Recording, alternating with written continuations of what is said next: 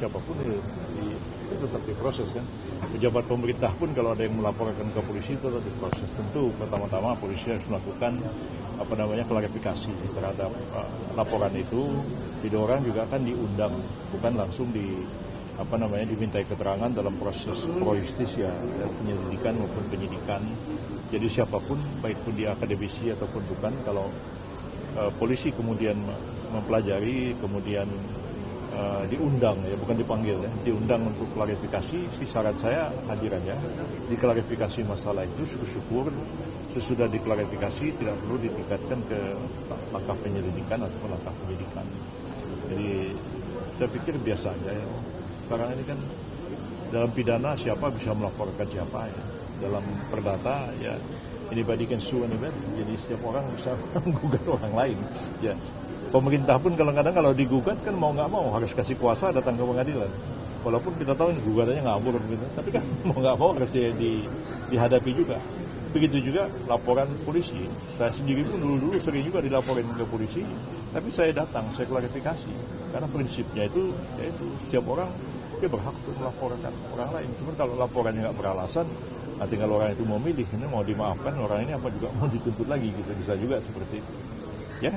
Prof, tapi ada juga desakan yang mengatakan bahwa untuk mencabut status ASN dari Ferry Amsari, apakah secara aturan ASN ini ataupun akademisi yang berstatus ASN tidak boleh mengkritik pemerintah?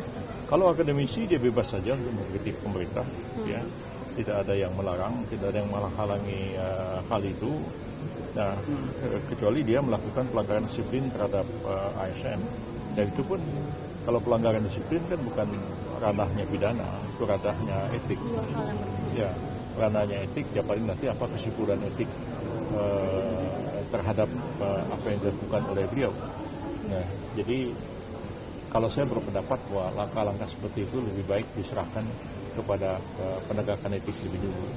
Nah, kalau etik mengatakan nggak ada pelanggaran etik, ya apalagi apa dasarnya mau melakukan penyidikan pidana, kan begitu. Atau dianggap bahwa itu hanya perlu diselesaikan dalam forum etik saja. Atau bisa paralel gitu nggak, Prof, prosesnya? Biasanya etik dan pidana itu pasti etik didahulukan. Ya, polisi juga begitu kan. DKPP juga bertindak melakukan hal yang sama. Jadi lebih baik ada disampaikan ke forum etik. Jadi kan bisa dia berdebat di forum etik. Nanti akan dinilai secara etik apakah ini terjadi pelanggaran atau tidak. Nah, jadi kalau beda halnya kalau misalnya melakukan penghasutan. Kalau penghasutan ini memang delik pidana, nah, itu agak repot. Tapi saya kira bukan delik penghasutan. Orang berpendapat nggak bisa dihalang-halangi. Ya. Makasih, Prof. Okay.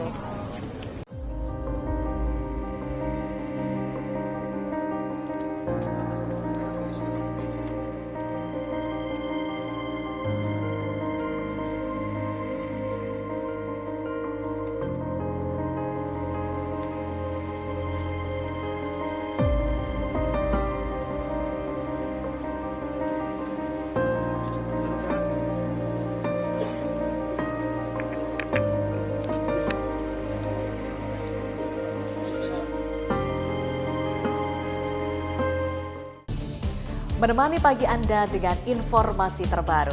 Satu langkah lebih dekat, satu langkah lebih mencerahkan. Saksikan Sapa Indonesia Pagi di Kompas TV, channel 11 di televisi Anda.